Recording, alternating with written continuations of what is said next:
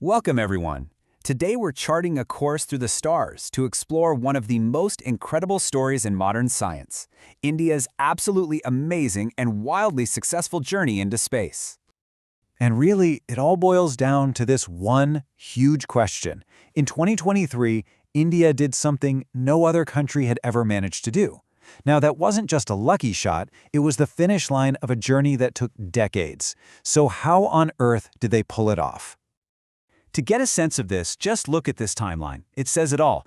1975, they get their very first satellite up. Pretty cool. Fast forward to 2013, and boom, they're orbiting Mars. And then, just 10 years later, they make history on the moon. The acceleration here is just phenomenal. Okay, so to really get this story, we have to rewind the clock. This was not an overnight success. Far from it.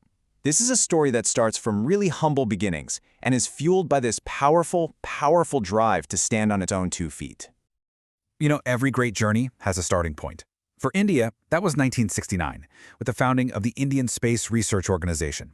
You know it as ISRO. And as founder, Dr. Vikram Sarabhai, he had this totally revolutionary idea.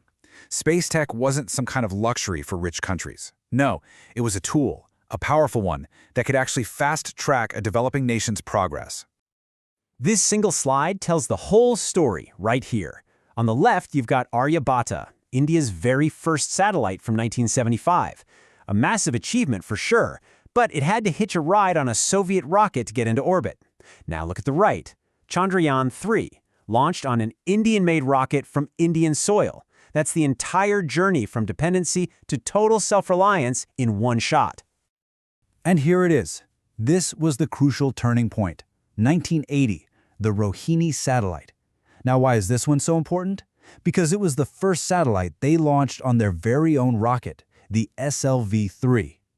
This was the moment they proved to themselves and to the world that they could get to space all by themselves, a real game changer. But here's what really sets India's story apart.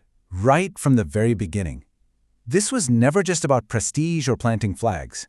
From day one, the whole mission was relentlessly practical. How can we use space technology to solve real, on-the-ground problems for 1 billion people? And this practical focus really breaks down into 3 core missions. You had the INSAT satellites, which completely changed communication and weather forecasting.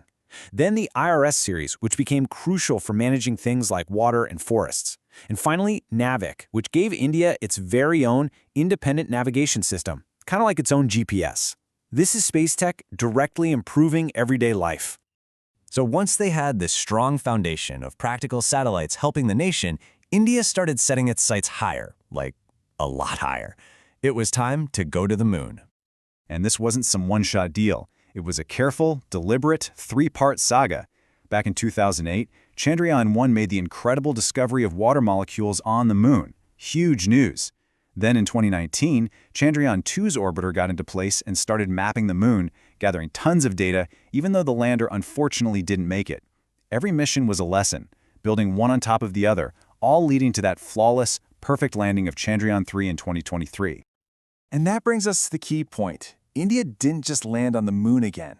It became the first nation in history to pull off a soft landing in the super treacherous, shadowy, and pretty much unexplored South Polar region. I mean, that is a monumental achievement. As if that wasn't enough, right?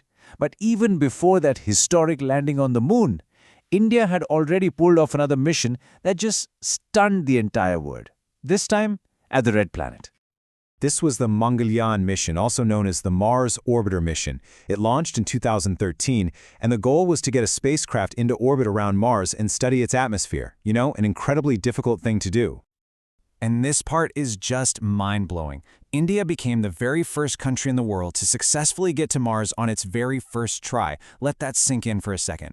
Other huge space powers took multiple attempts to get it right. India just went and did it on its debut. Incredible. So, after you've conquered the moon's south pole and you've reached Mars on your first go, you really have to ask, what could possibly be next? Well, as you can imagine, that horizon is expanding once again. Oh yeah, India's not slowing down one bit. You've got Aditya L1, which launched in 2023. That's the country's first ever mission dedicated to just studying our sun. And then there's the big one, Gaganyaan. This is the program that's designed to send Indian astronauts into space on an Indian spacecraft, making it a true human spacefaring nation. Which leaves us with this final, really fascinating question. You go from a single satellite that needed a ride from another country to your own missions to the Moon, to Mars, to the Sun, and with human spaceflight right around the corner, it just makes you wonder, what will India's next giant leap be?